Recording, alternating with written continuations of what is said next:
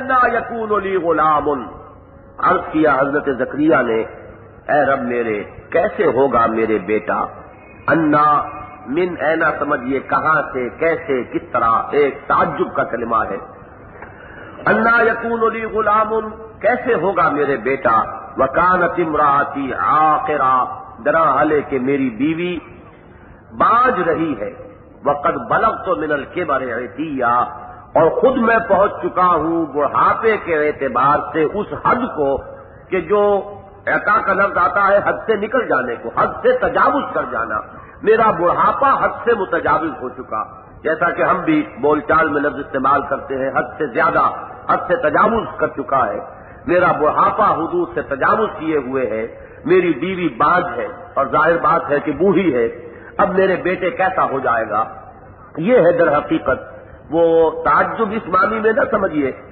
کہ کوئی استبعاد ہے، خدا کی قدرت میں کسی شک و شبہ کا معاملہ ہے، یہ نبی ہے اور نبی کے بارے میں یہ گمان ہم نہیں کر سکتے،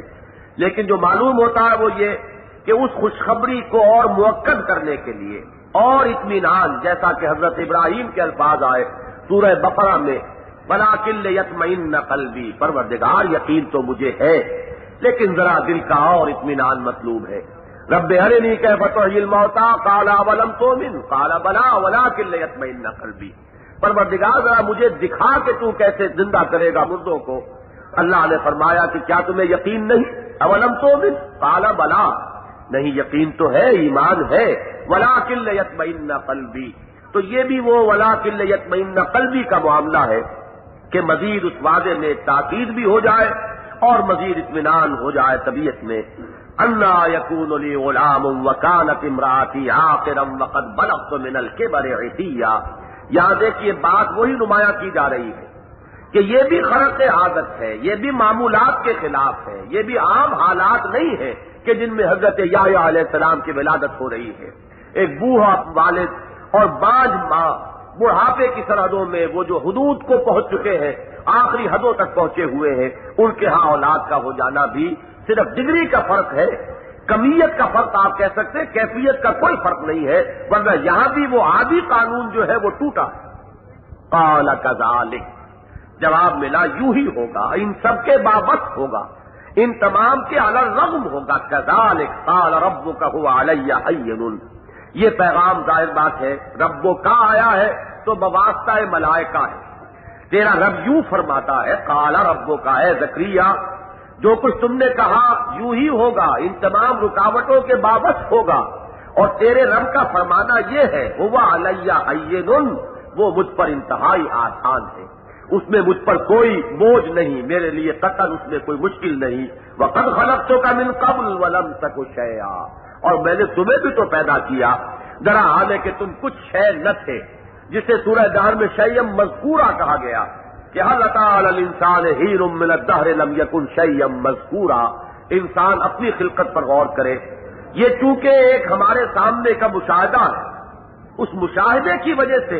اس میں ہمیں تعجب کا کوئی پہلو نظر نہیں آ رہا، یہ ایک بیج سے درخت کا پیدا ہو جانا یا وہ ایک گندے پانی کی بوند سے ایک انسان کا بن جانا، ان میں سے کون سی چیز ایسی ہے کہ جس میں خدا کی قدرت کاملہ اور خدا کی قدرت مطلقہ کی نشانی موجود نہیں؟ لیکن چونکہ یہ ہو رہا ہے، یہ ہماری نگاہوں کے سامنے ہے، تو اس کا یہ ہوتے رہنا جو ہے اس کی وجہ سے نگاہوں کے اندر یہ چیزیں اس طرح رکھ بس گئی ہیں کہ کوئی تعجب نہیں ہوتا، ورنہ یہ ہے کہ ہر انسان کی اپنی تخلیق میں جن جن مراحل سے وہ گزرا ہے اگر ان پر غور کرے، جیسا کہ سورہ قیامہ کے آخر میں فرمایا اَيَحْسَبُ الْإِنسَانُ أَن يُتْرَكَ سُدًى أَلَمْ يَكُن نُطْفَةً مِّن مَّنِيٍّ يُمْنَىٰ ثُمَّ كَانَ عَلَقَةً فَخَلَقَ فَسَوَّىٰ فَجَعَلَ مِنْهُ الزَّوْجَيْنِ الذَّكَرَ وَالْأُنثَىٰ أَلَيْسَ ذَٰلِكَ بِقَادِرٍ عَلَىٰ أَن يُحْيِيَ الْمَوْتَىٰ، تمہیں تعجب ہوتا ہے کہ خدا مردہ کو کیسے زندہ کر دے گا، جبکہ ہم خاک ہو کر خاک میں مل جائیں گے تو ہمیں دوبارہ کیسے اٹھا لیا جائے گا؟ تم غور تو کرو، تم تھے کیا؟ تمہیں پیدا نہیں کیا کہ وہ گندے پانی کی ایک بوند تھی، اسی سے تمہیں ایک علقہ بنایا،